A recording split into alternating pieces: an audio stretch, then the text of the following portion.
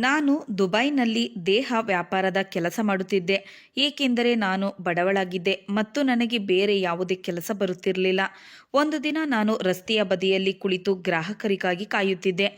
ಅಷ್ಟರಲ್ಲಿ ಹಠಾತ್ತನೆ ಒಂದು ದೊಡ್ಡ ಕಾರು ಬಂದು ನಿಂತಿತು. ನಾನು ತಕ್ಷಣ ಅದರ ಬಳಿಗೆ ಹೋದೆ ಮತ್ತು ಒಂದು ರಾತ್ರಿಗೆ ಕೇವಲ 4,500 ತೆಗೆದುಕೊಳ್ಳುತ್ತೇನೆ ಎಂದು ಹೇಳಿದೆ. ನಾನು 2 ದಿನಗಳಿಂದ ಹಸಿದಿದ್ದೆ, ಆದ್ದರಿಂದ ನಾನು ತುಂಬ ಕಡಿಮೆ ಬೆಲೆ ಹೇಳಿದ್ದೆ. ಆಗ ಆ ವ್ಯಕ್ತಿ ಕಾರಿನಿಂದ ಇಳಿದು, ನಾನು ನಿನಗೆ ಒಂದು ರಾತ್ರಿಗೆ 2 ಲಕ್ಷ ನೀಡುತ್ತೇನೆ ಎಂದು ಹೇಳಿದನು. ನನ್ನ ಸಂತೋಷಕ್ಕೆ ಪಾರವೇ ಇರಲಿಲ್ಲ.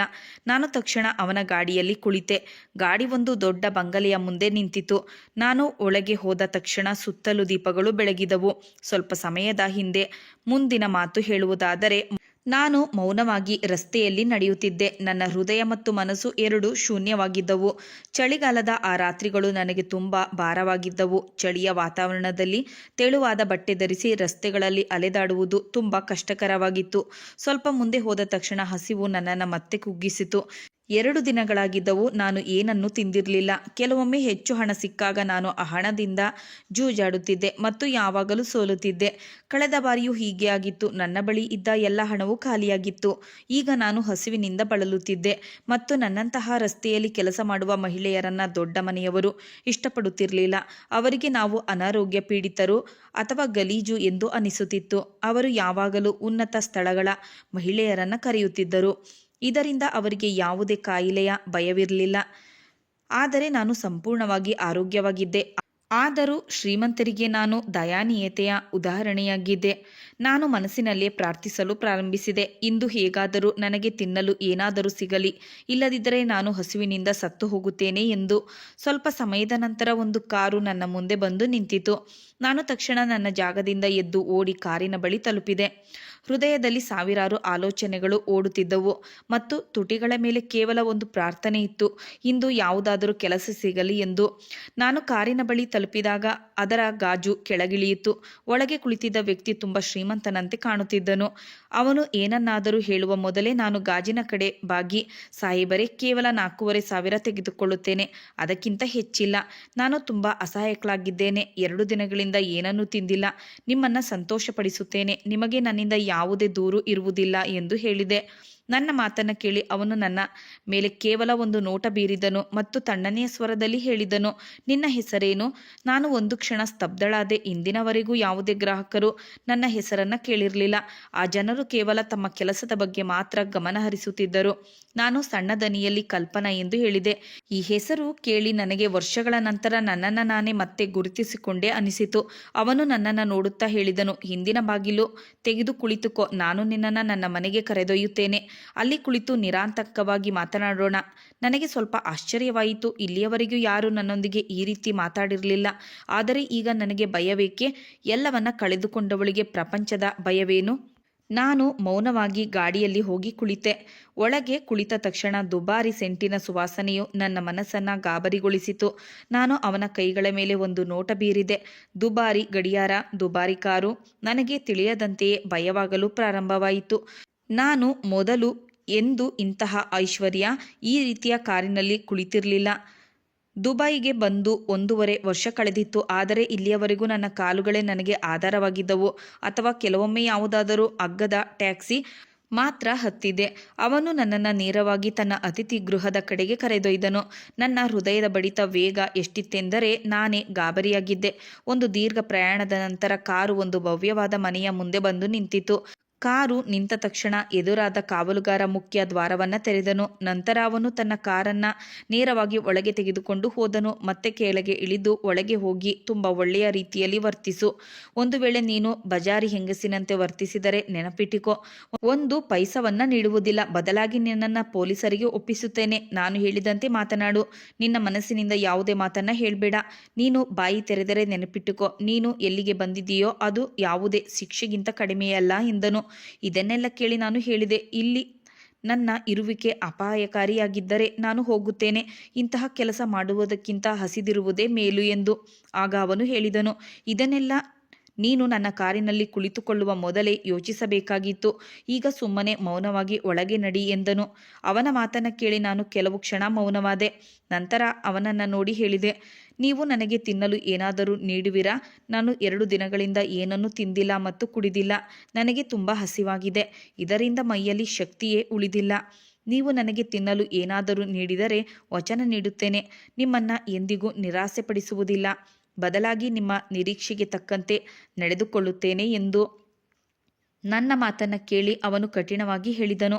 ನಾನು ಹೇಳಿದ್ದೇನೆ, ಕಾರಿನಿಂದ ಇಳಿ, ಮತ್ತು ಈಗ ನೀನು ಧ್ವನಿ ಎತ್ತಿದರೆ ದೇವರಾಣೆ ನೆಲದಲ್ಲಿಯೇ ಹೂತು ಹಾಕುತ್ತೇನೆ. ಅವನ ಮಾತು ಕೇಳಿ ನಾನು ಸ್ವಲ್ಪ ಸಮಯದವರೆಗೆ ಹೆದರಿದೆ. ಇಷ್ಟು ಸಮಯದಲ್ಲಿ ನನ್ನೊಂದಿಗೆ ಹೀಗೆಂದು ಆಗಿರಲಿಲ್ಲ. ನಾನು ಮೌನವಾಗಿ ಕಾರಿನಿಂದ ಇಳಿದೆ. ಅವನು ಕೂಡ ತನ್ನ ಕಾರಿನಿಂದ ಇಳಿದು ಒಬ್ಬ ಗಾರ್ಡ್ಗೆ ಹೇಳಿದನು, ಕಾರನ್ನು ಪಾರ್ಕ್ ಮಾಡು ಮತ್ತು ಯಾವುದಾದರೂ ಅಪರಿಚಿತ ವ್ಯಕ್ತಿ ಬಂದರೆ ಬಾಗಿಲು ತೆರೆಯಬೇಡ. ಮೊದಲು ನನ್ನ ಅನುಮತಿ ತೆಗೆದುಕೋ. ಇಷ್ಟು ಹೇಳಿ ಅವನು ನನ್ನ ಕೈ ಹಿಡಿದು ನೇರವಾಗಿ ಒಳಗಡೆ ನಡೆದನು. ನನ್ನ ಹೃದಯ ಬಡಿಯಲು ಪ್ರಾರಂಭಿಸಿತು. ಅವನು ನನ್ನನ್ನು ನೇರವಾಗಿ ಹಾಲಿನ ಕಡೆಗೆ ಕರೆದೊಯ್ದನು. ಅಲ್ಲಿ ಮೊದಲೇ ಅನೇಕ ಜನರು ಹಾಜರಿದ್ದರು. ಪ್ರತಿಷ್ಠಿತ ಕುಟುಂಬದ ಜನರು. ಎಲ್ಲರೂ ಒಳ್ಳೆಯ ಬಟ್ಟೆಗಳನ್ನು ಧರಿಸಿದ್ದರು. ನನಗೆ ಅರ್ಥವಾಯಿತು, ಬಹುಶಃ ಇಲ್ಲಿ ನನಗೆ ಯಾವುದೋ ನೃತ್ಯ ಪ್ರದರ್ಶನಕ್ಕಾಗಿ ಕರೆದುಕೊಂಡು ಬಂದಿದ್ದಾರೆ ಎಂದು. ಆದರೆ ನಾನು ಮನಸ್ಸಿನಲ್ಲೇ ನಿರ್ಧರಿಸಿದ್ದೆ, ಡ್ಯಾನ್ಸ್ ಮಾಡಲೇಬೇಕಾದರೆ ಮಾಡಿಯೇ ಬಿಡೋಣ. ಸಾಮಾನ್ಯವಾಗಿ ನಾನು ಹೀಗೆ ಮಾಡುತ್ತಿರಲಿಲ್ಲ, ಆದರೆ ಇಂದು ಎಷ್ಟು ಅಸಹಾಯಕಳಾಗಿದ್ದೆ ಎಂದರೆ ಏನನ್ನಾದರೂ ಮಾಡಲು ಸಿದ್ಧವಾಗಿದ್ದೆ. ಆದರೆ ಹೇಳುತ್ತಾರಲ್ಲವೇ, ನಾವು ಅಂದುಕೊಂಡಂತೆ ಯಾವಾಗಲೂ ಆಗುವುದಿಲ್ಲ. ಆ ವ್ಯಕ್ತಿ ಎಲ್ಲರ ಮುಂದೆ ನನ್ನ ಕೈ ಹಿಡಿದು ಹಾಲ್ನಲ್ಲಿ ಹಾಜರಿದ್ದ ಎಲ್ಲರನ್ನ ಉದ್ದೇಶಿಸಿ ಮಾತನಾಡುತ್ತಾ ಹೇಳಿದನು, ನಮಸ್ಕಾರ ಮಹಿಳೆಯರೇ ಮತ್ತು ಸಜ್ಜನರೇ. ಅವನು ಕರೆದಾಗ ಎಲ್ಲರೂ ನಮ್ಮ ಕಡೆಗೆ ನೋಡಲು ಪ್ರಾರಂಭಿಸಿದರು. ಅವನು ನನ್ನ ಮೇಲೆ ಒಂದು ನೋಟ ಬೀರಿ ಕಣ್ಣು ಹೊಡೆದನು. ನಂತರ ಎಲ್ಲರಿಗೂ ಹೇಳಿದನು, ನಿಮಗೆಲ್ಲರಿಗೂ ನನ್ನ ಜೀವನದಲ್ಲಿ ಯಾರಾದರೂ ಇದ್ದಾರೆ ಅಥವಾ ಇಲ್ಲವೇ ಎಂದು ತಿಳಿಯುವ ಕುತೂಹಲವಿತ್ತು. ಆದ್ದರಿಂದ ಇಂದು ನಾನು ನಿಮ್ಮೆಲ್ಲರಿಗೂ ನನ್ನ ಭಾವಿ ಪತ್ನಿಯನ್ನು ಪರಿಚಯಿಸಲು ಬಯಸುತ್ತೇನೆ. ಇವಳ ಹೆಸರು ಕಲ್ಪನಾ. ನಾವಿಬ್ಬರು ಒಬ್ಬರನ್ನೊಬ್ಬರು ತುಂಬ ಪ್ರೀತಿಸುತ್ತೇವೆ. ಇವಳು ನನ್ನ ಜೀವನಕ್ಕೆ 1.5 ವರ್ಷದ ಹಿಂದೆ ಬಂದವಳು ಮತ್ತು ಈಗ ನನ್ನ ಜೀವನದ ಅತ್ಯಂತ ಪ್ರಮುಖ ಭಾಗವಾಗಿದ್ದಾಳೆ. ನಿಮ್ಮೆಲ್ಲರಿಗೂ ನನ್ನ ಭಾವಿ ಪತ್ನಿ ಇಷ್ಟವಾಗುತ್ತಾಳೆ ಎಂದು ಭಾವಿಸುತ್ತೇನೆ. ನಾನು ಅವನನ್ನು ಆಶ್ಚರ್ಯದಿಂದ ನೋಡುತ್ತಿದ್ದೆ. ಅವನು ಈ ರೀತಿ ನನ್ನ ಗುರುತನ್ನು ಎಲ್ಲರ ಮುಂದೆ ಹೇಳುತ್ತಾನೆ ಎಂದು ನನಗೆ ಕಲ್ಪನೆಯೇ ಇರಲಿಲ್ಲ. ನಾನು ಏನನ್ನಾದರೂ ಹೇಳುವ ಮೊದಲೇ ಒಬ್ಬ ಮಹಿಳೆ ಹತ್ತಿರ ಬಂದು ಆ ವ್ಯಕ್ತಿಯ ಕೈ ಹಿಡಿದು ಹೇಳಿದಳು, ಅರೆ, ಎಂತಹ ಮಾತುಗಳನ್ನು ಆಡುತ್ತೀಯಾ? ನಿನಗೆ ಹುಚ್ಚು ಹಿಡಿದಿದೆಯೇ? ನೀನು ರಸ್ತೆಯಲ್ಲಿ ಸಿಕ್ಕ ಹುಡುಗಿಯನ್ನ ನಿನ್ನ ಭಾವಿ ಪತ್ನಿ ಎಂದು ಹೇಳುತ್ತಿದ್ದೀಯಾ? ನಿನಗೆ ಏನಾಗಿದೆ? ನಿನಗೆ ಗೊತ್ತಾ, ಇಂದು ನಿನಗಾಗಿ ಎಷ್ಟು ದೊಡ್ಡ ಮನೆಯಿಂದ ಸಂಬಂಧ ಬಂದಿತ್ತು? ಮೂರ್ಖತನದ ಕೆಲಸಗಳನ್ನು ಮಾಡಬೇಡ. ಸಾಹೇಬರಿಗೆ ಹೇಳು, ನೀನು ತಮಾಷೆ ಮಾಡುತ್ತಿದ್ದೆ ಎಂದು. ಅವಳ ಧ್ವನಿ ತುಂಬ ಸಣ್ಣದಾಗಿತ್ತು. ಎಷ್ಟು ಸಣ್ಣದಾಗಿತ್ತೆಂದರೆ ಕೇವಲ ನಾನು ಮತ್ತು ಆ ವ್ಯಕ್ತಿ ಮಾತ್ರ ಕೇಳಿಸಿಕೊಳ್ಳಬಹುದಿತ್ತು. ಆಗ ಹಠಾತ್ತನೆ ಅವನು ಜೋರಾದ ಧ್ವನಿಯಲ್ಲಿ ಹೇಳಿದನು ಮತ್ತು ಎಲ್ಲರ ಕಡೆಗೆ ನೋಡುತ್ತಾ ಹೇಳಿದನು, ನಿಮಗೆಲ್ಲರಿಗೂ ಆಶ್ಚರ್ಯವಾಗಬಹುದು, ನನ್ನ ತಾಯಿ ಹೇಳುತ್ತಿದ್ದಾರೆ, ಇಂದು ನನಗಾಗಿ ಸಂಬಂಧಗಳು ಬಂದಿವೆ ಮತ್ತು ಅವರ ಪ್ರಕಾರ ನಾನು ನನ್ನ ನಿಶ್ಚಿತಾರ್ಥದಿಂದ ಹಿಂದೆ ಸರಿಯಬಾರದು. ಆದರೆ ಅಮ್ಮ, ಹಾಗಾಗಲು ಸಾಧ್ಯವಿಲ್ಲ. ಪ್ರೀತಿ ಮನುಷ್ಯನಿಗೆ ಕೇವಲ ಒಮ್ಮೆ ಆಗುತ್ತದೆ ಮತ್ತು ನನಗಂತೂ ಆಗಿದೆ. ನಾನು ಕಲ್ಪನಾಳಿಲ್ಲದೆ ಬದುಕಿರಲಾರೆ. ನೀವು ನನ್ನ ಜೀವನದಲ್ಲಿ ಮಧ್ಯ ಪ್ರವೇಶಿಸಿ ಅದನ್ನು ಕಷ್ಟಕರವಾಗಿಸದಿದ್ದರೆ ಒಳ್ಳೆಯದು ಎಂದು. ನನ್ನ ಸ್ಥಿತಿ ಹದಗೆಟ್ಟಿತ್ತು. ನನ್ನ ಕೈಕಾಲುಗಳು ತಣ್ಣಗಾಗುತ್ತಿರುವಂತೆ ಭಾಸವಾಯಿತು. ಅಷ್ಟರಲ್ಲಿ ಅವನು ನನ್ನನ್ನು ನೋಡುತ್ತಾ ಹೇಳಿದನು, ನೋಡಿದೆಯಾ ಕಲ್ಪನಾ, ನೀನು ಯಾವಾಗಲೂ ಹೇಳುತ್ತಿದ್ದೆ ನನ್ನ ಪ್ರೀತಿ ಅಪೂರ್ಣ ಎಂದು. ಈಗ ನೀನೇ ನೋಡು, ನಾನು ನಿನ್ನನ್ನು ಎಷ್ಟು ಪ್ರೀತಿಸುತ್ತೇನೆ. ಎಲ್ಲರ ಮುಂದೆ ನಾನು ನಿನ್ನನ್ನು ನನ್ನ ಭಾವಿ ಪತ್ನಿ ಎಂದು ಹೇಳುತ್ತಿದ್ದೇನೆ ಮತ್ತು ಪಂಡಿತರನ್ನ ಕರೆಸಿ ಮದುವೆಯಾಗುತ್ತೇನೆ. ನೋಡುತ್ತೇನೆ ನನ್ನನ್ನು ಯಾರು ತಡೆಯುತ್ತಾರೆ. ಅವನು ಈ ಮಾತನ್ನು ಸ್ಪಷ್ಟವಾಗಿ ತನ್ನ ತಾಯಿಗೆ ಕೇಳಿಸುವಂತೆ ಹೇಳಿದನು. ನಾನು ಆ ವ್ಯಕ್ತಿಯನ್ನು ಕೇಳಲು ಬಯಸುತ್ತಿದ್ದೆ, ಅವನ ತಲೆಯಲ್ಲಿ ಏನು ಓಡುತ್ತಿದೆ ಎಂದು. ಆದರೆ ವಾತಾವರಣ ಹಾಗಿತ್ತು. ನಾನು ಅನಿವಾರ್ಯವಾಗಿ ಮುಗುಳುನಕ್ಕೆ ಮತ್ತು ಆ ನಾಟಕದ ಭಾಗವಾಗಬೇಕಾಯಿತು. ನನಗೆ ಯಾವುದೇ ರೀತಿಯಲ್ಲಾದರೂ ಊಟ ಮತ್ತು ಹಣ ಬೇಕಿತ್ತು. ಈಗ ಅವನು ನನ್ನ ಹಿತಾಸಕ್ತಿಗಾಗಿ ನನ್ನನ್ನು ಬಳಸಿಕೊಳ್ಳಲಿ ಅಥವಾ ಬೇರೆ ಯಾವುದೇ ಕಾರಣಕ್ಕಾಗಲಿ, ನನಗೆ ಈಗ ಅದರ ಬಗ್ಗೆ ಚಿಂತೆ ಇರಲಿಲ್ಲ. ನಾನು ತಕ್ಷಣ ಹೇಳಿದೆ, ನೀವು ಹೇಳಿದಂತೆಯೇ ಆಗುತ್ತದೆ. ನೀವು ನನ್ನೊಂದಿಗೆ ಮದುವೆಯಾಗಲು ಬಯಸುವುದಾದರೆ ಅದು ಕೂಡ ಈಗಲೇ. ನಾನು ಕೂಡ ಸಿದ್ಧಳಿದ್ದೇನೆ. ಅತಿಥಿಗಳು ಇದ್ದಾರೆ ಮತ್ತು ಅವಕಾಶವೂ ಇದೆ. ನಾನು ನಿರಾಕರಿಸುವುದಿಲ್ಲ.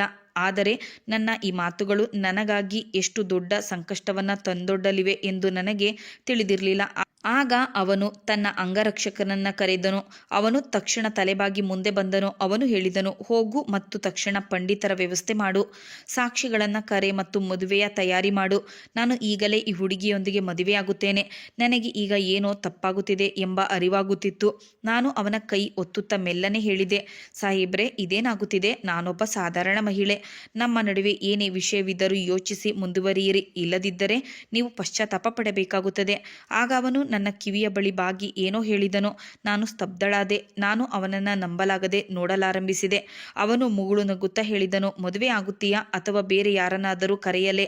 ನಾನು ತಕ್ಷಣ ಹೇಳಿದೆ, ನೀವು ಹೇಳಿದಂತೆಯೇ ಆಗಲಿ. ನನ್ನ ಹೃದಯ ಜೋರಾಗಿ ಬಡಿಯಲಾರಂಭಿಸಿತು. ನಾನು ಇಂತಹ ಅನುಭವವನ್ನು ಮೊದಲು ಎಂದೂ ಅನುಭವಿಸಿರಲಿಲ್ಲ. ಅವನು ನಿಜವಾಗಿಯೂ ನನಗೆ ತನ್ನ ಕೈಗಳಿಂದ ಊಟ ತಿನ್ನಿಸಿದನು. ನಾನು ಬಯಸಿದರೂ ನನ್ನನ್ನು ತಡೆಯಲಾಗಲಿಲ್ಲ ಮತ್ತು ತಿಳಿಯದಂತೆಯೇ ಆ ನಾಟಕದ ಭಾಗವಾಗುತ್ತಾ ಹೋದೆ. ಸುಮಾರು ಅರ್ಧ ಗಂಟೆಯ ನಂತರ ಒಬ್ಬ ಪಂಡಿತರು ಬಂದರು. ಎಲ್ಲವೂ ನನಗೆ ಒಂದು ಕನಸಿನಂತೆ ಭಾಸವಾಗುತ್ತಿತ್ತು. ಆಗ ಒಬ್ಬ ಬಲಿಷ್ಠ ವ್ಯಕ್ತಿ ಅವನ ಬಳಿ ಬಂದು ಮೆಲ್ಲಗೆ ಹೇಳಿದನು, ನೀನು ಈ ರಸ್ತೆಯ ಹುಡುಗಿಯೊಂದಿಗೆ ಮದುವೆಯಾದರೆ ನಾನು ನಿನ್ನನ್ನು ನನ್ನ ಆಸ್ತಿಯಿಂದ ಹೊರಹಾಕುತ್ತೇನೆ ಎಂದು. ನಿನ್ನ ತಲೆ ಕೆಟ್ಟಿದೆಯೇ? ನಾನು ನಿನ್ನ ತಾಯಿಗೆ ಹೇಳಿಬಿಡುತ್ತೇನೆ, ಇನ್ನು ಮುಂದೆ ನಿನಗೆ ಕೇಳದೆ ಯಾರಿಗೂ ಸಂಬಂಧದ ಬಗ್ಗೆ ಮಾತನಾಡಬಾರದು ಎಂದು. ನೀನು ಇಂತಹ ಹುಚ್ಚಾಟವೇಕೆ ಮಾಡುತ್ತಿದ್ದೀಯಾ? ಅವನು ಮುಗುಳು ನಕ್ಕನು ಮತ್ತು ಶಾಂತವಾಗಿ ಹೇಳಿದನು, ನೀವು ಏನು ಬಯಸುತ್ತಿದ್ದೀರಿ? ನಾನು ನಿಮಗಾಗಿಯೂ ಯಾವುದಾದರೂ ಘೋಷಣೆ ಮಾಡಲೇ ಅಥವಾ ನೀವು ಸುಮ್ಮನಿರುತ್ತೀರಾ? ಅವನು ಹೇಳಿದನು, ನೀನು ತುಂಬ ಪಶ್ಚಾತ್ತಾಪ ಪಡುತ್ತೀಯ. ನಾನು ನಿನ್ನನ್ನು ಬಿಡುವುದಿಲ್ಲ. ನೀನು ನನ್ನ ಮರ್ಯಾದೆಯನ್ನು ಹೀಗೆ ಮಣ್ಣುಪಾಲು ಮಾಡಲು ಸಾಧ್ಯವಿಲ್ಲ. ರಾಜ್ವೀರ್, ಎಚ್ಚರಗೊಳ್ಳು. ನಿನಗೆ ಅಂತಿಮವಾಗಿ ಯಾವ ವಿಷಯದ ಕೋಪವಿದೆ? ರಾಜ್ವೀರ್ ಹೇಳಿದನು, ನಾನು ಈ ಹುಡುಗಿಯನ್ನು ಪ್ರೀತಿಸುತ್ತೇನೆ ಮತ್ತು ಇದಲ್ಲದೆ ಬೇರೆ ಯಾವ ವಿಷಯವೂ ಇಲ್ಲ. ನಡೆಯುತ್ತಿರುವುದು ನಡೆಯಲಿ ಬಿಡಿ, ಅದೇ ಉತ್ತಮ. ಪಂಡಿತರು ಹತ್ತಿರ ಬರುತ್ತಿದ್ದಂತೆ ರಾಜ್ವೀರ್ ತನ್ನ ಜಾಗದಿಂದ ಎದ್ದನು. ಅವನು ಅವರೊಂದಿಗೆ ಹಸ್ತಲಾಂಘವ ಮಾಡಿ ಅವರನ್ನು ಒಂದು ಕಡೆಗೆ ಕರೆದೊಯ್ದನು. ಅವರಿಬ್ಬರು ಸೇರಿ ಮದುವೆಯ ಬಗ್ಗೆ ಏನು ಮಾತನಾಡಲು ಪ್ರಾರಂಭಿಸಿದರು. ನನ್ನ ಬಳಿ ಕೇವಲ ನನ್ನ ತಂದೆಯ ಹೆಸರು ಮತ್ತು ವಯಸ್ಸನ್ನು ಕೇಳಲಾಯಿತು. ಇದಲ್ಲದೆ ಬೇರೆ ಯಾವುದೇ ಪ್ರಶ್ನೆ ಕೇಳಲಿಲ್ಲ. ನನ್ನ ಹೃದಯ ಬಡಿತ ತುಂಬ ವೇಗವಾಗಿತ್ತು. ಇದೆಲ್ಲವೂ ನನಗೆ ಒಂದು ಕನಸಿನಂತೆ ಕಾಣುತ್ತಿತ್ತು. ಹಠಾತ್ತನೆ ಯಾವುದೋ ಕಾರು ಬಂದು ನನ್ನನ್ನು ಕರೆದೊಯ್ಯುವುದು, ಇಷ್ಟು ದೊಡ್ಡ ಭವನಕ್ಕೆ ತರುವುದು ಮತ್ತು ಇಷ್ಟು ಗೌರವದಿಂದ ಕೂರಿಸುವುದು, ಇದು ಯಾವುದೇ ಕನಸಿಗಿಂತ ಕಡಿಮೆ ಇರಲಿಲ್ಲ. 1.5 ವರ್ಷದ ಹಿಂದೆ ನಾನು ದುಬೈ ನೆಲದ ಮೇಲೆ ಕಾಲಿಟ್ಟಾಗ ನನ್ನ ಆಲೋಚನೆಗಳು ಕೂಡ ಹೀಗೆ ಇದ್ದವು. ನಾನು ನನ್ನ ವ್ಯವಹಾರಗಳನ್ನು ಪ್ರಾರಂಭಿಸುತ್ತೇನೆ, ನನ್ನ ಜೀವನವನ್ನು ರೂಪಿಸಿಕೊಳ್ಳುತ್ತೇನೆ ಮತ್ತು ನಂತರ ಮದುವೆಯಾಗಿ ನೆಲೆಸುತ್ತೇನೆ. ಆದರೆ ನನಗೇನು ಗೊತ್ತು, ಅಲ್ಲಿಗೆ ಹೋದ ನಂತರ ನನ್ನ ಜೀವನವು ನಾನು ಕಲ್ಪಿಸಿಕೊಳ್ಳಲು ಸಾಧ್ಯವಾಗದಷ್ಟು ಒಂದು ದುರಂತವಾಗಿ ಬದಲಾಗುತ್ತದೆ ಎಂದು. ಕೆಲವೇ ನಿಮಿಷಗಳ ನಂತರ ಪೂಜಾರಿ ಮತ್ತು ರಾಜ್ವೀರ್ ನನ್ನ ಹತ್ತಿರವೇ ಬಂದರು. ಸಾಕ್ಷಿಗಳು ಕೂಡ ನಮ್ಮ ಹತ್ತಿರವೇ ಕುಳಿತಿದ್ದರು. ಅತಿಥಿಗಳು ಕೂಡ ನಮ್ಮ ಸುತ್ತಲೂ ಒಂದು ವೃತ್ತದಲ್ಲಿ ಜಾಗ ಮಾಡಿಕೊಂಡಿದ್ದರು. ಈ ಮದುವೆ ನಿಜವಾಗಿಯೂ ನಡೆಯುತ್ತಿದೆ ಎಂದು ನನಗೆ ನಂಬಲಾಗಲಿಲ್ಲ. ರಾಜ್ವೀರ್ನ ಆ ಪಿಸು ಮಾತುಗಳು ನೆನಪಾಗುತ್ತಿದ್ದಂತೆ ನನ್ನ ಕೈಗಾಲುಗಳು ಕೆಲವು ಕ್ಷಣ ನಡುಗಿದವು. ಕಣ್ಣುಗಳಲ್ಲಿ ತೇವಾಂಶ ತುಂಬಿಕೊಂಡಿತ್ತು. ನನ್ನ ಹಳೆಯ ಜೀವನ ಚಲನಚಿತ್ರದಂತೆ ಕಣ್ಣ ಮುಂದೆ ಸುಳಿದಾಡಿತು. ನಾನು ಕಣ್ಣು ರೆಪ್ಪೆಗಳನ್ನು ಮಿಟುಕಿಸಿ ಆ ತೇವಾಂಶವನ್ನು ಒಳಗೆ ಅದುವಿಟ್ಟುಕೊಂಡೆ. ಪಂಡಿತರು ಹೇಳಿದರು, ಕಲ್ಪನಾ, ಅಗ್ನಿಸಾಕ್ಷಿಯಾಗಿ ನಿನ್ನ ಮದುವೆ ರಾಜ್ವೀರ್ನೊಂದಿಗೆ ನೆರವೇರಿಸಲಾಗುತ್ತಿದೆ. ಕನ್ಯಾದಾನದ ಸಮಯದಲ್ಲಿ ನನ್ನ ಕೈಗಳು ನಡುಗುತ್ತಿದ್ದವು. ಅಗ್ನಿಯ 7 ಸುತ್ತುಗಳು ಪೂರ್ಣಗೊಳಿಸಿದವು. ಮದುವೆ ಮುಗಿಯುತ್ತಿದ್ದಂತೆ ಪಂಡಿತರು ಆಶೀರ್ವಾದ ಕೊಡಿಸಿದರು ಮತ್ತು ನಂತರ ಶುಭಾಶಯ ಸುರಿಮಳೆ ಪ್ರಾರಂಭವಾಯಿತು. ಜನರು ಬಂದು ನಿಮಗಿಬ್ಬರಿಗೂ ಅಭಿನಂದನೆಗಳು ಎಂದು ಹೇಳಿ ಹೋಗುತ್ತಿದ್ದರು. ಮದುವೆಯ ಎಲ್ಲ ಶಾಸ್ತ್ರಗಳು ಮುಗಿದ ನಂತರ ನಾನು ತಲೆ ತಗ್ಗಿಸಿ ಕುಳಿತೆ. ನನ್ನ ಮನಸ್ಸು ಅಲ್ಲಿಂದ ಓಡಿ ಹೋಗಲು ಬಯಸುತ್ತಿತ್ತು. ಆದರೆ ಪರಿಸ್ಥಿತಿ ಹಾಗಿತ್ತು, ನಾನು ಅಲ್ಲಾಡಲು ಸಾಧ್ಯವಿರಲಿಲ್ಲ. ಸ್ವಲ್ಪ ಸಮಯದ ನಂತರ ರಾಜ್ವೀರ್ ಹೇಳಿದನು, ಬನ್ನಿ, ನಾನು ನಿಮ್ಮನ್ನು ಕೋಣೆಯಲ್ಲಿ ಬಿಟ್ಟು ಬರುತ್ತೇನೆ. ನೀವು ವಿಶ್ರಾಂತಿ ಪಡೆಯಿರಿ. ನಂತರ ನಾನು ಭೇಟಿಯಾಗುತ್ತೇನೆ. ನಾನು ಕಷ್ಟಪಟ್ಟು ತಲೆ ಅಲ್ಲಾಡಿಸಿದೆ. ಅವನು ನನ್ನ ಕೈ ಹಿಡಿದು ಮೆಟ್ಟಿಲುಗಳ ಕಡೆಗೆ ನಡೆದನು. ಒಂದು ಕೋಣೆಯ ಬಾಗಿಲು ತೆರೆದು ಹೇಳಿದನು, ಒಳಗೆ ಹೋಗಿ ಶಾಂತಿಯಿಂದ ಸೋಫಾದ ಮೇಲೆ ಕುಳಿತುಕೊಳ್ಳಿ. ನನಗೆ ಸುಮಾರು ಅರ್ಧ ಗಂಟೆ ಬೇಕಾಗುತ್ತದೆ. ನಂತರ ಬಂದು ನಿಮ್ಮೊಂದಿಗೆ ಮಾತನಾಡುತ್ತೇನೆ. ಹೀಗೆ ಹೇಳಿ ಅವನು ಕೆಳಗೆ ಹೋದನು. ನಾನು ಬಡಿಯುತ್ತಿರುವ ಹೃದಯದೊಂದಿಗೆ ಒಳಗೆ ಪ್ರವೇಶಿಸಿದೆ. ಕೋಣೆಯಲ್ಲಿ ಕಣ್ಣಾಡಿಸಿದರೆ ಅದು ಯಾವುದೋ ಚಿಕ್ಕ ಅರಮನೆಯಂತೆ ಕಾಣಿಸಿತು. ಇಷ್ಟು ಭವ್ಯವಾದ ಕೋಣೆಯನ್ನು ನಾನು ಹಿಂದೆಂದೂ ನೋಡಿರಲಿಲ್ಲ. ಗೋಡೆಯ ಮೇಲೆ ಅವನ ದೊಡ್ಡ ಫೋಟೋ ನೇತು ಹಾಕಲಾಗಿತ್ತು. ಅದರಲ್ಲಿ ಅವನು ದುಬೈನ ಒಂದು ಐಷಾರಾಮಿ ರೆಸ್ಟೋರೆಂಟ್ನ ಮುಂದೆ ನಿಂತಿದ್ದನು. ಕೋಣೆ ಅತ್ಯಂತ ಸುಸಜ್ಜಿತವಾಗಿತ್ತು. ಮೃದುವಾದ ಹಾಸಿಗೆ, ಸುಂದರವಾದ ಪರದೆಗಳು ಮತ್ತು ದುಬಾರಿ ಅಲಂಕಾರ. ನಾನು ಶಾಂತಿಯಿಂದ ಅವನ ಆಲಿಜಾನ್ ಸೋಫಾದ ಮೇಲೆ ಕುಳಿತು ಅವನನ್ನು ಕಾಯಲಾರಂಭಿಸಿದೆ. ಜೀವನ ಈ ರೀತಿ ಬದಲಾಗುತ್ತದೆ ಎಂದು ನಾನು ಯೋಚಿಸಿರಲಿಲ್ಲ. ರಸ್ತೆಗಳಲ್ಲಿ ರಾತ್ರಿ ಕಳೆಯುತ್ತಿದ್ದ ಹುಡುಗಿ ಇಂದು ಅರಮನೆಯಲ್ಲಿ ಒಬ್ಬಂಟಿಯಾಗಿ ಕುಳಿತಿದ್ದಳು. ಸ್ವಲ್ಪ ಸಮಯದ ನಂತರ ಹೊರಗಿನಿಂದ ಗದ್ದಲ ಕೇಳಿಸಿತು. ಹೋಗಿ ನೋಡೋಣ ಎನಿಸಿತು. ಆದರೆ ನಾನು ನನ್ನನ್ನು ತಡೆದೆ. ಕಾರಣವಿಲ್ಲದೆ ಹೊರಗೆ ಬಂದರೆ ಬಹುಶಃ ಅವನು ಕೋಪಗೊಳ್ಳಬಹುದು. ನಾನು ಈಗ ಬೇರೆ ಯಾವುದೇ ಉಪಕಾರವನ್ನು ಬಯಸುತ್ತಿರಲಿಲ್ಲ. ಸುಮಾರು ಅರ್ಧ ಗಂಟೆಯ ನಂತರ ಬಾಗಿಲಿನ ಮೇಲೆ ಟೊಕ್ಕೆ ಬಿತ್ತು.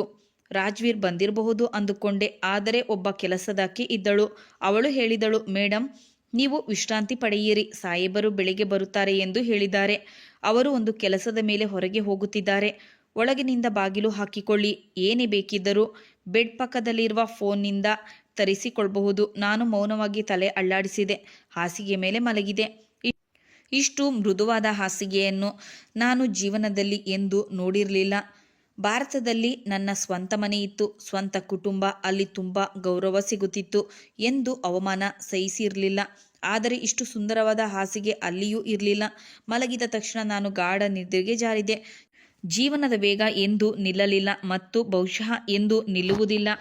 ಬೆಳಗಿನ ಜಾವ ನನ್ನ ಕಣ್ಣು ತೆರೆಯಿತು. ಮೊದಲು ಕೆಲವು ಕ್ಷಣ ನಾನು ಎಲ್ಲಿದ್ದೇನೆ ಎಂಬುದು ಅರ್ಥವಾಗಲಿಲ್ಲ.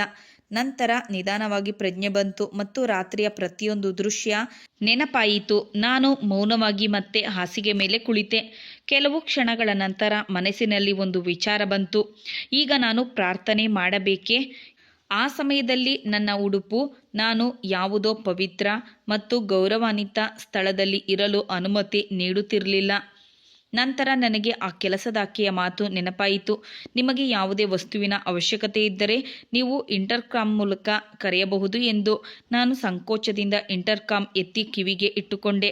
ಕೆಲವು ಸೆಕೆಂಡ್ಗಳಲ್ಲಿ ಇನ್ನೊಂದು ಕಡೆಯಿಂದ ಒಬ್ಬ ಮಹಿಳೆಯ ಧ್ವನಿ ಕೇಳಿಸಿತು. ಹೇಳಿ ಮೇಡಮ್, ಏನು ಬೇಕು? ಸ್ವಲ್ಪ ತಡೆದು ನಂತರ ಧೈರ್ಯ ಮಾಡಿ ಹೇಳಿದೆ, ನನಗೆ ಸ್ನಾನದ ಸೋಪು, ಸಲ್ವಾರ್ ಮತ್ತು ತಲೆ ಮುಚ್ಚಿಕೊಳ್ಳಲು ಒಂದು ಶಾಲು ಬೇಕು. ಇದು ಸಿಗಬಹುದೇ?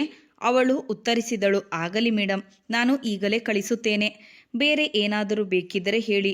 ನಾನು ಸರಳವಾಗಿ ಹೇಳಿದೆ, ಸದ್ಯಕ್ಕೆ ಇಷ್ಟು ಸಾಕು ಎಂದು ಸುಮ್ಮನಾದೆ. ಸುಮಾರು 10 ನಿಮಿಷದ ನಂತರ ಬಾಗಿಲಿನ ಬೆಲ್ಲಾಯಿತು. ಬಾಗಿಲು ತೆರೆಯುತ್ತಿದ್ದಂತೆ ಒಬ್ಬ ಮಹಿಳೆ ಒಳಗೆ ಬಂದಳು. ಅವಳ ಕೈಯಲ್ಲಿ ಎಲ್ಲ ವಸ್ತುಗಳು ಇದ್ದವು, ಸೋಪು, ತಲೆ ಮುಚ್ಚುವ ಶಾಲು ಮತ್ತು ಬಟ್ಟೆಗಳು. ನಾನು ತಕ್ಷಣ ಎದ್ದು ನಿಂತು ಅವಳ ಕಡೆಗೆ ಹೋದೆ. ಅವಳು ಮುಗುಳು ನಗುತ್ತಾ ಹೇಳಿದಳು, ನಿಮಗೆ ಬಾತ್ರೂಮ್ ಸಿಸ್ಟಮ್ ಬಳಸಲು ಬರುವುದಿಲ್ಲವೇನೋ? ಕೇಳಿದರೆ ನಾನು ಆನ್ ಮಾಡಿ ಕೊಡುತ್ತೇನೆ. ನಾನು ತಕ್ಷಣ ಹೇಳಿದೆ, ಸ್ವಲ್ಪ ಸಮಯದ ಮೊದಲು ನಾನು ಹೋಗಿದ್ದೆ, ಆದರೆ ಅಲ್ಲಿನ ರೀತಿ ನೋಡಿ ನಾನು ಹಿಂತಿರುಗಿದೆ. ಆ ಮಹಿಳೆ ನನ್ನೊಂದಿಗೆ ಒಳಗೆ ಬಂದು ಬಹಳ ತಾಳ್ಮೆಯಿಂದ ಎಲ್ಲವನ್ನ ಅರ್ಥ ಮಾಡಿಸಿದಳು. ನಾನು ಗಮನವಿಟ್ಟು ಒಂದೊಂದೇ ವಿಷಯ ಕಲಿತೆ. ಏಕೆಂದರೆ ಕೆಲವು ದಿನ ನಾನು ಇಲ್ಲಿಯೇ ಇರಬೇಕಿತ್ತು. ಹಾಗಾಗಿ ಇಲ್ಲಿನ ರೀತಿ ರಿವಾಜುಗಳನ್ನು ತಿಳಿಯುವುದು ಅಗತ್ಯವಾಗಿತ್ತು. ಅವಳು ಎಲ್ಲವನ್ನ ವಿವರಿಸಿ ಹೊರಟು ಹೋದಳು. ನಾನು ಶಾಂತಿಯಿಂದ ಸ್ನಾನ ಮಾಡಿದೆ. ನಂತರ ಬಟ್ಟೆ ಬದಲಿಸಿ ಹೊರಗೆ ಬಂದೆ. ಕನ್ನಡಿಯಲ್ಲಿ ನನ್ನನ್ನು ನೋಡಿಕೊಂಡಾಗ ಕಣ್ಣುಗಳಲ್ಲಿ ಹಗುರವಾದ ತೇವಾಂಶ ತುಂಬಿಕೊಂಡಿತು. 1.5 ವರ್ಷದ ನಂತರ ನನ್ನನ್ನು ಹಳೆಯ ನೆನಪು ನೋಡುತ್ತಿದೆಯೇನೋ ಎಂದು ಭಾಸವಾಯಿತು. ನಗುತ್ತಿದ್ದವಳು, ತನ್ನ ಮನೆಯವರೊಂದಿಗೆ ನೆಮ್ಮದಿ ಮತ್ತು ಗೌರವದ ಜೀವನ ನಡೆಸುತ್ತಿದ್ದವಳು. ನನ್ನ ಒಂದು ತಪ್ಪು ನನ್ನನ್ನು ಅಲ್ಲಿಗೆ ತಲುಪಿಸಿತು. ನಾನು ದೀರ್ಘ ಉಸಿರು ತೆಗೆದು ಶಾಲನ ತಲೆಯ ಮೇಲೆ ಹೊದ್ದು ಮೌನವಾಗಿ ಪ್ರಾರ್ಥಿಸಿದೆ. ಬೆಳಗಿನ ಪ್ರಾರ್ಥನೆ ಮುಗಿದ ನಂತರ ನಾನು ಕೈ ಜೋಡಿಸಿ ತಲೆ ಬಾಗಿದಾಗ ನನ್ನ ಕಣ್ಣುಗಳಿಂದ ಕಣ್ಣೀರು ತಾನಾಗಿಯೇ ಹರಿಯಲಾರಂಭಿಸಿತು. ನಾನು ದೇವರೊಂದಿಗೆ ಹೇಳಿದೆ, ಹೇ ನನ್ನ ಪಾಲಕನೇ, ನಾನು ಎಂತಹ ಮಹಿಳೆ ಎಂಬುದು ನಿಮಗೆಲ್ಲ ತಿಳಿದಿದೆ. ಆದರೂ ನಾನು ಮಾಡಿದ ಪ್ರತಿಯೊಂದು ಪಾಪ, ಪ್ರತಿಯೊಂದು ತಪ್ಪಿಗಾಗಿ ಕ್ಷಮೆಯಾಚಿಸುತ್ತೇನೆ. ನನಗೆ ಗೊತ್ತಿಲ್ಲ ನನ್ನೊಂದಿಗೆ ಆಗಿದ್ದು ಸರಿಯೋ ಅಥವಾ ತಪ್ಪೋ ಎಂದು. ಆದರೆ ಇದು ನನ್ನ ಒಳಿತಿಗಾಗಿದ್ದರೆ ನನ್ನನ್ನು ಅದೇ ವ್ಯಕ್ತಿಯೊಂದಿಗೆ ಒಂದು ಮಾಡು. ನೀನು ನನಗೆ ಗೌರವ ನೀಡಿದ್ದರೆ ನನ್ನ ಮರ್ಯಾದೆಯನ್ನು ರಕ್ಷಿಸು. ನಾನು ಇಲ್ಲಿಯೇ ಈ 4 ಗೋಡೆಗಳ ನಡುವೆ ಇರಲು ಬಯಸುತ್ತೇನೆ. 2 ಹೊತ್ತಿನ ಊಟ ಸಿಕ್ಕರೆ ಸಾಕು. ಬೇರೆ ಆಧಾರದ ಅವಶ್ಯಕತೆ ಇಲ್ಲ. ನನಗೆ ಕೇವಲ ಒಂದು ಗೌರವಾನ್ವಿತ ಜೀವನ ಬೇಕು. ಅಥವಾ ಹೇ ನನ್ನ ದೇವರೇ, ನನ್ನನ್ನು ನನ್ನ ದೇಶಕ್ಕೆ ವಾಪಸ್ಸು ಕರೆದು ಹೋಗು. ದಯವಿಟ್ಟು ಏನಾದರೂ ಮಾಡು.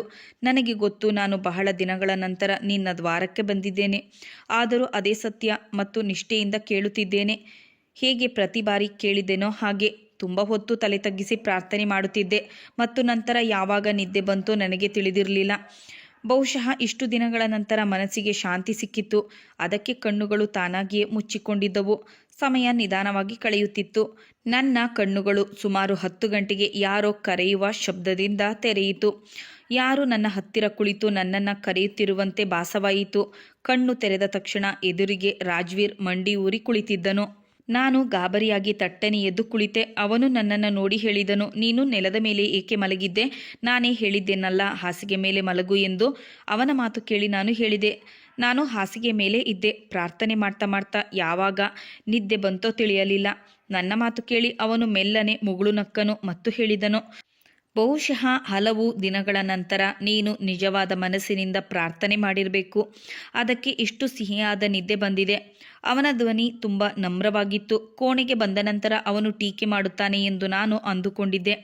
ಆದರೆ ಹಾಗೆ ಆಗಲಿಲ್ಲ. ನಾನು ತಲೆ ತಗ್ಗಿಸಿ ಹೇಳಿದೆ, ಬಟ್ಟೆಗಳಿರಲಿಲ್ಲ ಮತ್ತು ದೇವರ ಬಳಿ ಅಂತಹ ಬಟ್ಟೆಗಳಲ್ಲಿ ಹೋಗಲು ಸಾಧ್ಯವಿರಲಿಲ್ಲ. ಬೆಳಿಗ್ಗೆ ನಾನು ಕೆಲಸದ ಆಕೆಗೆ ಹೇಳಿದೆ. ಅವಳು ತಂದು ಕೊಟ್ಟಳು. ನಿಮಗೆ ಬೇಸರವಾಗಲಿಲ್ಲ ತಾನೆ? ಅವನು ತಲೆಯಲ್ಲಾಡಿಸುತ್ತಾ ಹೇಳಿದನು, ಇಲ್ಲ, ಖಂಡಿತ ಇಲ್ಲ. ನೀನು ಪರಿಸ್ಥಿತಿಯನ್ನು ನಿಭಾಯಿಸಿಕೊಂಡಿದ್ದಕ್ಕೆ ನಾನು ನಿನಗೆ ಆಭಾರಿಯಾಗಿದ್ದೇನೆ. ಇರಲಿ, ಈಗ ನಾನು ನಿನಗೆ ಕೆಲವು ಮುಖ್ಯ ವಿಷಯಗಳನ್ನು ವಿವರಿಸಲು ಬಯಸುತ್ತೇನೆ. ಮೊದಲು ಏನನ್ನಾದರೂ ತಿನ್ನೋಣ, ನಂತರ ಕುಳಿತು ಮಾತನಾಡೋಣ. ನಾನು ತಲೆ ಅಲ್ಲಾಡಿಸಿ ಒಪ್ಪಿಗೆ ನೀಡಿದೆ. ಸತ್ಯ ಹೇಳಬೇಕೆಂದರೆ ಆ ಸಮಯದಲ್ಲಿ ನನಗೆ ತುಂಬ ಹಸಿವಾಗಿತ್ತು. ಸ್ವಲ್ಪ ಸಮಯದಲ್ಲೇ ತಿಂಡಿ ಬಂತು. ಈ ಸಮಯದಲ್ಲಿ ನಾನು ತಯಾರಾಗಿದ್ದೆ ಕೂಡ. ನಾವಿಬ್ಬರೂ ಜೊತೆಯಾಗಿ ಕುಳಿತು ತಿಂಡಿ ತಿಂದೆವು. ನಮ್ಮ ನಡುವೆ ಸ್ವಲ್ಪ ಅಂತರವಿತ್ತು. ನಾನು ಬಯಸಿದ್ದರೂ ಅವನ ಹತ್ತಿರ ಕುಳಿತುಕೊಳ್ಳಲು ಸಾಧ್ಯವಾಗಲಿಲ್ಲ, ಏಕೆಂದರೆ ನನಗೆ ಅವನ ಪರಿಚಯವೇ ಇರಲಿಲ್ಲ. ತಿಂಡಿಯ ನಂತರ ಅವನು ಹೇಳಿದನು, ನಿನಗೆ ಸ್ನಾನ ಇತ್ಯಾದಿಗಳಿಗೆ ಹೋಗಬೇಕಾದರೆ ಹೋಗಿ ಬಾ, ಏಕೆಂದರೆ ಈಗ ನಾನು ಮಾತನಾಡಬೇಕು ಮತ್ತು ಸ್ವಲ್ಪ ಸಮಯ ತೆಗೆದುಕೊಳ್ಳುತ್ತದೆ. ನಾನು ಮೆಲ್ಲನೆ ಹೇಳಿದೆ, ನೀವು ಹೇಳಿ ಸಾಕು, ನಾನು ಎಲ್ಲಿಗೂ ಹೋಗಲು ಬಯಸುವುದಿಲ್ಲ, ಕೇವಲ ಕೇಳಿಸಿಕೊಳ್ಳಲು ಬಯಸುತ್ತೇನೆ ಎಂದು. ಅವನು ನೇರವಾಗಿ ಕುಳಿತು ಹೇಳಿದನು, ನನ್ನ ಹೆಸರು ರಾಜ್ವೀರ್. ಈ ಮನೆ ನನ್ನದು. ನಾನು ಮತ್ತು ನನ್ನ ತಂದೆ ಸೇರಿ ಒಂದು ಕಂಪನಿಯನ್ನು ನಡೆಸುತ್ತಿದ್ದೇವೆ. ನನ್ನ ತಾಯಿ ಮಲತಾಯಿ. ಅವರ ಇಚ್ಛೆಯಂತೆ ನಾನು ಮದುವೆಯಾಗಲು ಸಾಧ್ಯವಾಗಲಿಲ್ಲ, ಏಕೆಂದರೆ ಅವರು ತುಂಬ ದುರಾಸೆಯ ಸ್ವಭಾವದವರು.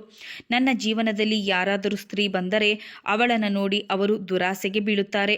ಆದ್ದರಿಂದ ನಾನು ಒಂದು ದೊಡ್ಡ ನಿರ್ಧಾರ ತೆಗೆದುಕೊಂಡೆ.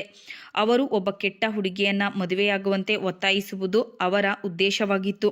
ಆದರೆ ನಮ್ಮ ಕುಟುಂಬದಲ್ಲಿ ಇಂತಹ ವಿಷಯಗಳನ್ನು ತುಂಬ ಗಂಭೀರವಾಗಿ ಪರಿಗಣಿಸಲಾಗುತ್ತದೆ. ನನಗೆ ಈ ವಿಷಯ ನನ್ನ ಕೆಲಸದವನಿಂದ ತಿಳಿಯಿತು.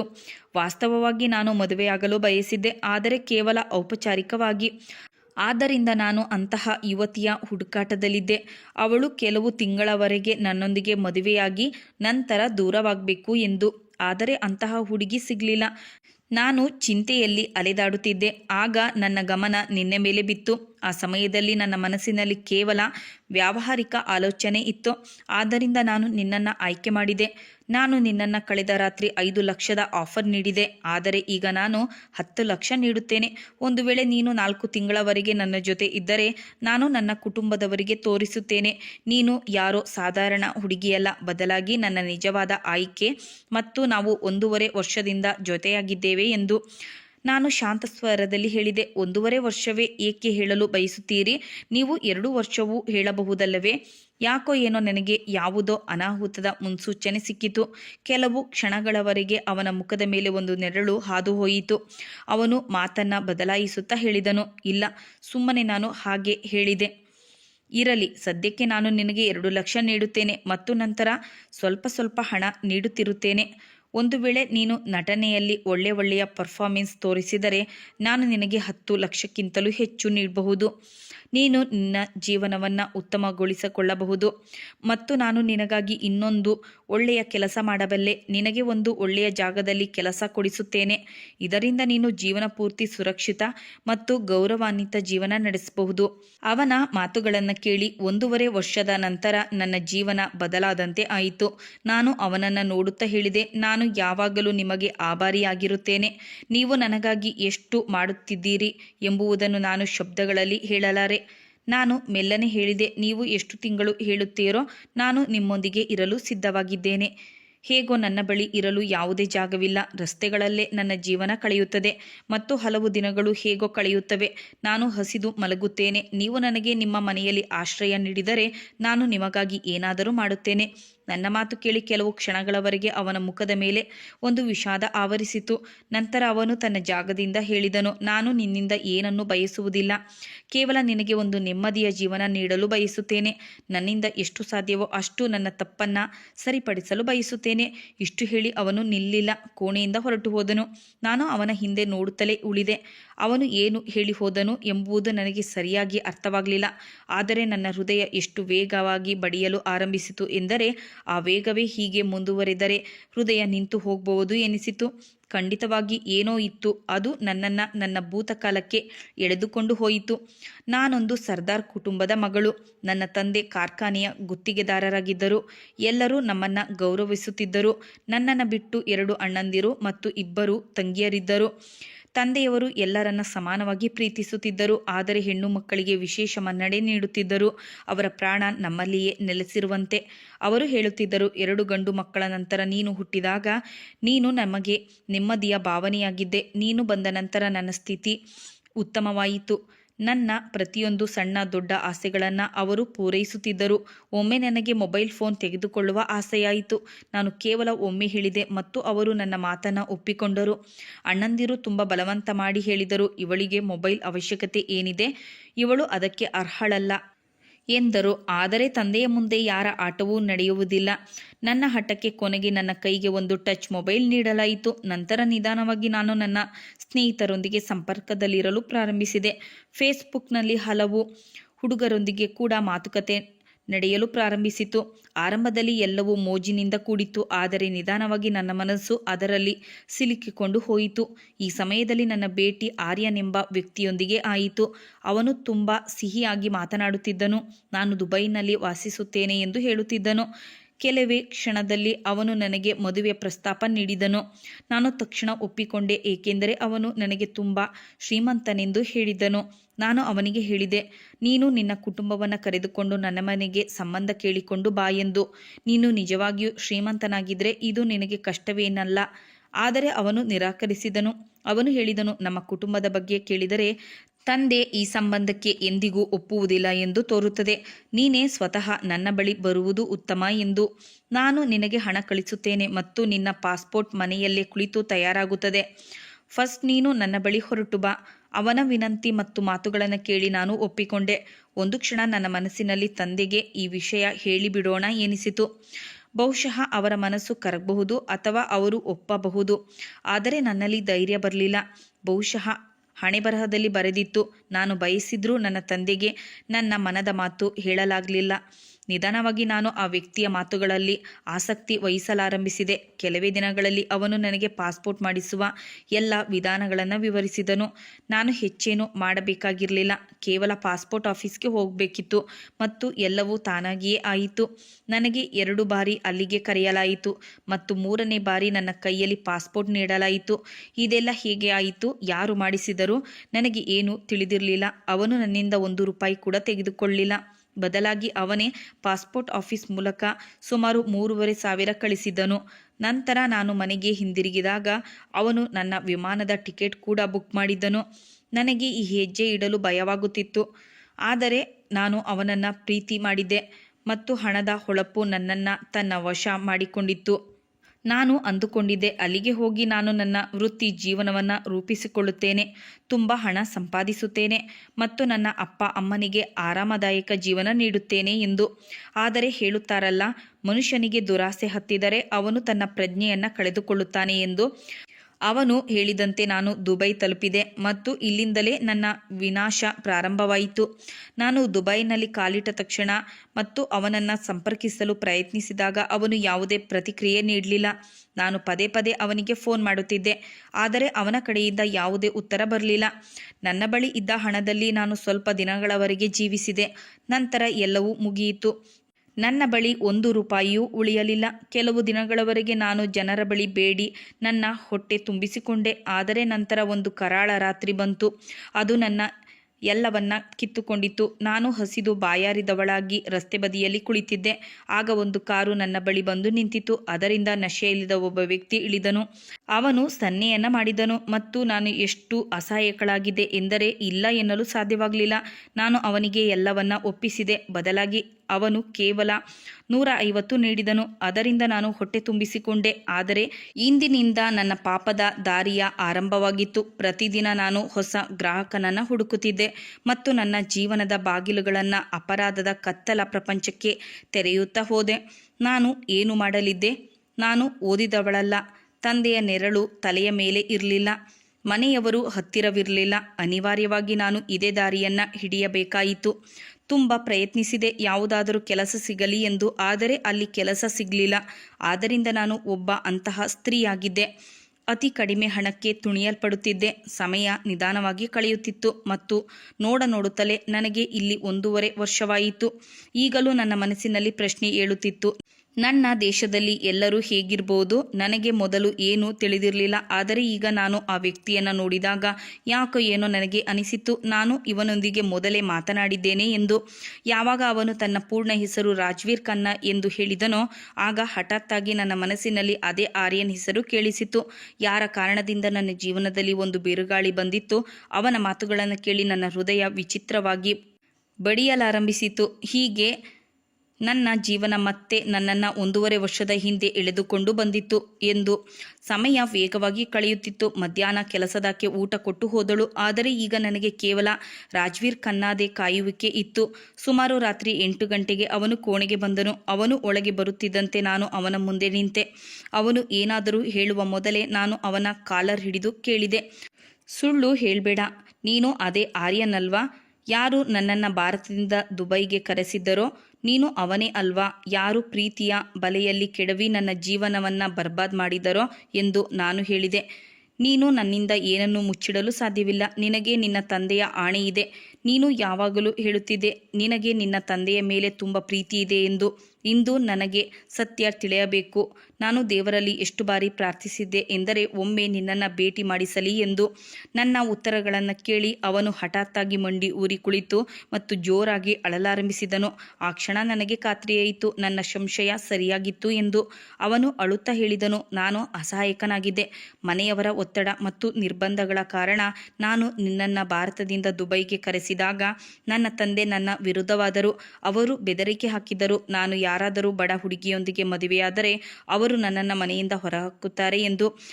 ಅವರು ನನ್ನ ಹಿಂದೆ ಜನರನ್ನು ನೇಮಿಸಿದ್ದರು, ಇದರಿಂದ ನಾನು ನಿನ್ನನ್ನು ಸಂಪರ್ಕಿಸಲು ಸಾಧ್ಯವಾಗಬಾರದು ಎಂದು. ನಾನು ಆದರೂ ಪ್ರಯತ್ನಿಸಿದೆ ನಿನ್ನನ್ನು ನನ್ನ ಬಳಿ ಕರೆಸಿಕೊಳ್ಳಲು ಎಂದು. ಆದರೆ ನೀನು ನಾನು ಕಳಿಸಿದ ವ್ಯಕ್ತಿಯನ್ನು ಭೇಟಿಯಾಗಲೇ ಇಲ್ಲ.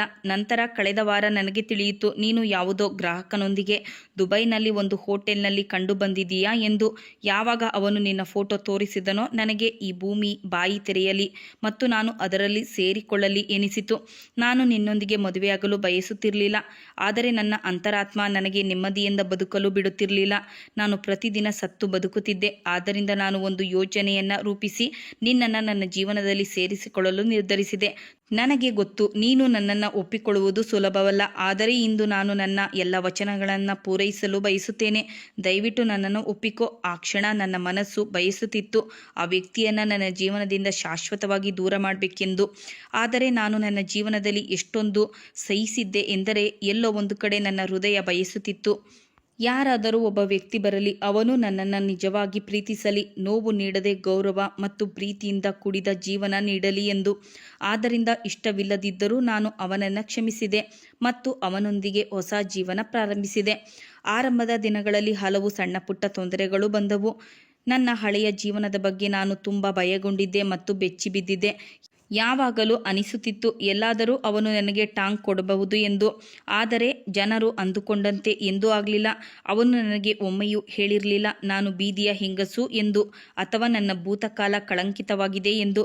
ಬದಲಾಗಿ ಅವನು ಯಾವಾಗಲೂ ನನಗೆ ಪ್ರೀತಿ ನೀಡುತ್ತಿದ್ದನು. ಅವನ ಮಲತಾಯಿ ಪ್ರತಿಕ್ಷಣ ನನ್ನ ಹಿಂದೆ ಬಿದ್ದಿರುತ್ತಿದ್ದರು. ಆದರೆ ಅವನು ನನ್ನನ್ನು ಅವರಿಂದ ರಕ್ಷಿಸುತ್ತಿದ್ದನು ಮತ್ತು ತನ್ನ ತಂದೆಯ ಮುಂದೆ ನನ್ನ ಗೌರವವನ್ನು ಹೆಚ್ಚಿಸುತ್ತಿದ್ದನು. ನನ್ನ ಕನಸುಗಳು ಏನಿದ್ದವೋ ಅವು ಬಹುತೇಕ ಮುಗಿದು ಹೋಗಿದ್ದವು. ಮದುವೆಯಾದ 6 ತಿಂಗಳ ನಂತರ ಅವನು ನನ್ನನ್ನು ನನ್ನ ತವರು ಮನೆಗೆ ಕರೆದುಕೊಂಡು ಹೋದನು. ನನ್ನ ಅಣ್ಣಂದಿರ ಮದುವೆಯಾಗಿತ್ತು, ತಂಗಿಯರ ಸಂಬಂಧ ನಿಶ್ಚಯವಾಗಿತ್ತು ಮತ್ತು ತಂದೆಯವರ ಆರೋಗ್ಯ ಸರಿ ಇರಲಿಲ್ಲ.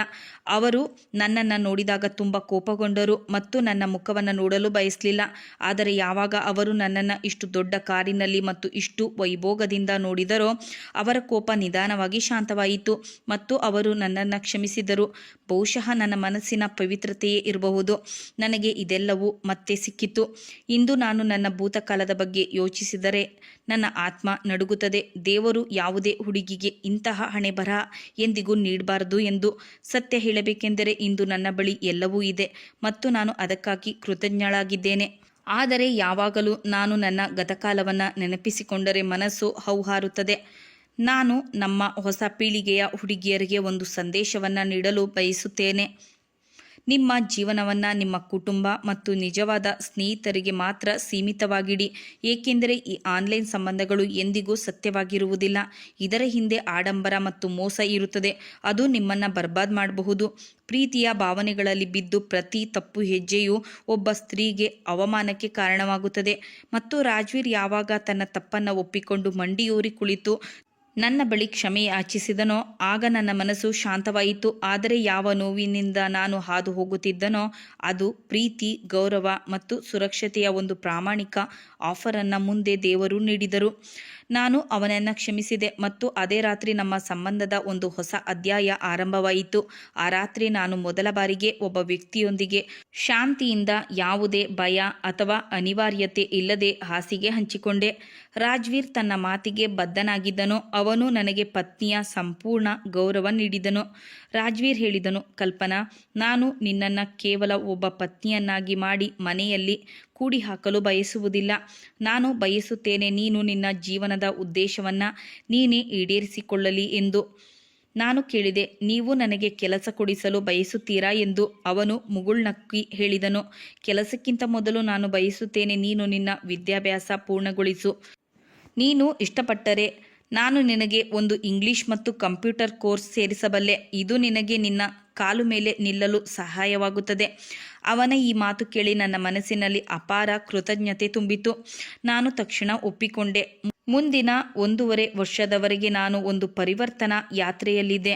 ನಾನು ಇಂಗ್ಲಿಷ್ ಮಾತನಾಡುವುದು, ಕಂಪ್ಯೂಟರ್ ನಡೆಸುವುದು ಮತ್ತು ಮನೆ ಕುಟುಂಬದ ರೀತಿ ರಿವಾಜುಗಳನ್ನು ಕಲಿತೆ. ರಾಜ್ವೀರ್ ನನ್ನನ್ನು ದುಬೈನಲ್ಲಿ ಸಂಕಷ್ಟದಲ್ಲಿ ಸಿಲುಕಿದ ಭಾರತೀಯ ಮಹಿಳೆಯರಿಗೆ ಸಹಾಯ ಮಾಡುವ ಒಂದು ಚಾರಿಟಿ ಸಂಸ್ಥೆಗೆ ಸೇರಿಸಿದನು. ಇದು ನನ್ನ ಜೀವನದಲ್ಲಿ ಹೊಸ ತಿರುವನ್ನು ಪಡೆದುಕೊಂಡಿತು. ಈಗ ನಾನು ನನ್ನ ಹಳೆಯ ಜೀವನದ ನೋವನ್ನು ಒಂದು ಶಕ್ತಿಯಾಗಿ ಬದಲಾಯಿಸಬಹುದಿತ್ತು. ಆ ಚಾರಿಟಿಯಲ್ಲಿ ಕೆಲಸ ಮಾಡುತ್ತಾ ನಾನು ನನ್ನಂತಹ ಎಷ್ಟೋ ಹುಡುಗಿಯರನ್ನು ನೋಡಿದೆ. ಅವರು ದುರಾಸೆ, ಮೋಸ ಅಥವಾ ಅನಿವಾರ್ಯತೆಯಲ್ಲಿ ದೇಶ ಬಿಟ್ಟು ದುಬೈಗೆ ಬಂದು ಅನಾಮಧೇಯರಾಗಿದ್ದರು. ಅವರೊಂದಿಗೆ ಮಾತನಾಡುತ್ತಾ, ಅವರಿಗೆ ಸಹಾಯ ಮಾಡುತ್ತಾ ನನಗೆ ನನ್ನ ಭೂತಕಾಲದಿಂದ ಶಾಂತಿ ಸಿಗಲಾರಂಭಿಸಿತು.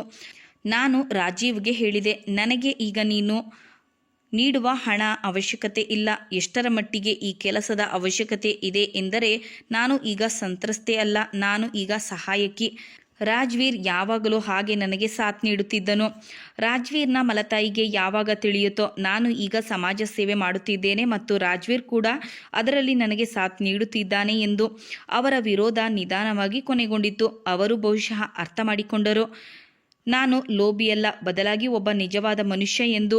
ಸಮಯದೊಂದಿಗೆ ನನ್ನ ಹೃದಯ ಸಂಪೂರ್ಣವಾಗಿ ಸ್ವಚ್ಛವಾಯಿತು.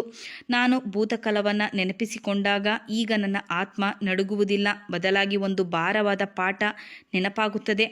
ಇಂದು ನಾನು ನನ್ನ ಜೀವನದ ಕಡೆಗೆ ನೋಡಿದರೆ ನನಗೆ ಪ್ರತಿ ಹೆಜ್ಜೆಯಲ್ಲಿ ದೇವರ ಕೈ ಮತ್ತು ರಾಜ್ವೀರ್ನ ಆಧಾರ ಕಾಣುತ್ತದೆ. 10 ಲಕ್ಷ ಅಥವಾ ಯಾವುದೇ ರೀತಿಯ ಹಣದ ಹೊಳಪಿನಲ್ಲಿ ನಿಮ್ಮ ಸ್ವಾತಂತ್ರ್ಯ ಮತ್ತು ಗೌರವವನ್ನು ಮಾರಬೇಡಿ. ಸ್ವಾತಂತ್ರ್ಯ ಅಮೂಲ್ಯವಾದದ್ದು. ಆನ್ಲೈನ್ ಸಂಬಂಧಗಳು, ಅದರಲ್ಲೂ ವಿಶೇಷವಾಗಿ ಅಪರಿಚಿತ ಪುರುಷರು ನೀಡುವ ಮದುವೆಯ ಪ್ರಸ್ತಾಪಗಳು ಹೆಚ್ಚಾಗಿ ಸುಳ್ಳು ವಚನಗಳಾಗಿರುತ್ತವೆ. ನಿಮ್ಮ ತಂದೆ ತಾಯಿಗಳೇ ನಿಮ್ಮ ನಿಜವಾದ ಹಿತೈಷಿಗಳು. ಅವರಿಂದ ಯಾವುದೇ ವಿಷಯ ಮುಚ್ಚಿಡಬೇಡಿ. ನಿಮ್ಮನ್ನು ನೀವು ವಿದ್ಯಾವಂತರನ್ನಾಗಿಸಿ. ನಿಮ್ಮ ಓದು ಮತ್ತು ಕೌಶಲ್ಯದ ಮೇಲೆ ನಂಬಿಕೆ ಇಡಿ. ಯಾರ ಮೇಲೂ ಅವಲಂಬಿತರಾಗಬೇಡಿ.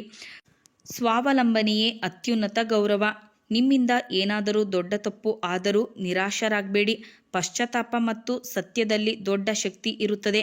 ದೇವರು ಪ್ರತಿಯೊಬ್ಬರಿಗೂ 2ನೇ ಅವಕಾಶ ಖಂಡಿತ ನೀಡುತ್ತಾನೆ. ಬಟ್ ನಾವು ಆ ಅವಕಾಶವನ್ನು ಗೌರವದಿಂದ ಸ್ವೀಕರಿಸಬೇಕಾಗುತ್ತದೆ. ಪ್ರೀತಿ, ಕ್ಷಮೆ ಮತ್ತು ಗೌರವವೇ ಯಾವುದೇ ಸಂಬಂಧ ಮತ್ತು ಜೀವನಕ್ಕೆ ಹೊಸ ಜನ್ಮ ನೀಡಬಹುದಲ್ಲವೇ? ಸ್ನೇಹಿತರೆ, ಈ ಕತೆ ಸಂಪೂರ್ಣವಾಗಿ ಕಾಲ್ಪನಿಕವಾಗಿದೆ. ಇದರ ಉದ್ದೇಶ ಯಾವುದೇ ವ್ಯಕ್ತಿ, ಸಂಸ್ಥೆ ಅಥವಾ ಸಮಾಜದ ಭಾವನೆಗಳಿಗೆ ಧಕ್ಕೆ ತರುವುದಲ್ಲ. ಇದರಲ್ಲಿ ತೋರಿಸಲಾದ ಪಾತ್ರಗಳು, ಘಟನೆಗಳು ಮತ್ತು ಪರಿಸ್ಥಿತಿಗಳು ಕೇವಲ ಸಾಮಾಜಿಕ ಸಂದೇಶ ನೀಡಲು ಮಾತ್ರ. ಇದರಿಂದ ಜನರು ಅರ್ಥ ಮಾಡಿಕೊಳ್ಳಲಿ, ಸುಳ್ಳು ಆರೋಪ ಮತ್ತು ತಪ್ಪು ತಿಳುವಳಿಕೆಗಳು ಯಾರ ಬದುಕನ್ನು ಬೇಕಾದರೂ ಬರ್ಬಾದ್ ಮಾಡಬಹುದು ಎಂದು. ದಯವಿಟ್ಟು ಈ ಕಥೆಯನ್ನು ಒಂದು ಸಾಮಾಜಿಕ ಮತ್ತು ಭಾವನಾತ್ಮಕ ಪಾಠದ ರೂಪದಲ್ಲಿ ನೋಡಿ. ಹಾಗಾದರೆ ಸ್ನೇಹಿತರೆ, ನಮ್ಮ ಇಂದಿನ ಕತೆ ನಿಮಗೆ ಹೇಗೆ ಅನಿಸಿತು ಎಂದು ಕಮೆಂಟ್ ಮಾಡಿ ತಿಳಿಸಿ. ಇಂತಹದೇ ಕತೆಗಳನ್ನು ಕೇಳಲು ನೀವು ನಮ್ಮ ಚಾನಲನ್ನು ಸಬ್ಸ್ಕ್ರೈಬ್ ಮಾಡಿಕೊಳ್ಳಿ ಮತ್ತು ನಮ್ಮ ಕತೆಗೆ ಒಂದು ಲೈಕ್ ಕೊಡಿ ಮತ್ತು ಶೇರ್ ಮಾಡಿ. ಕಥೆಯನ್ನು ಕೇಳಿದ ತಮಗೆಲ್ಲರಿಗೂ ಧನ್ಯವಾದಗಳು. Thanks for watching.